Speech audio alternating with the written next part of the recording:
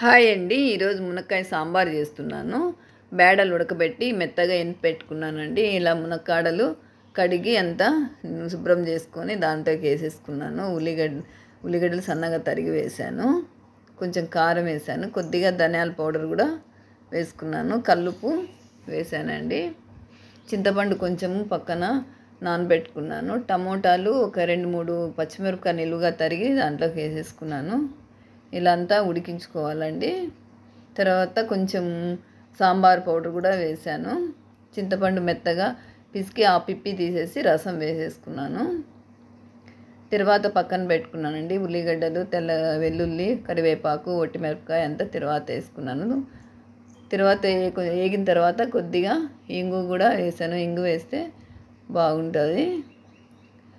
ఫైనల్గా అయితే సాంబార్ రెడీ అయిపోయింది. కొత్తిమీర వేసేసాను. Thanks for watching. దొండకాయ ఫ్రై, సాంబారు, రైస్ అండి. సూపర్.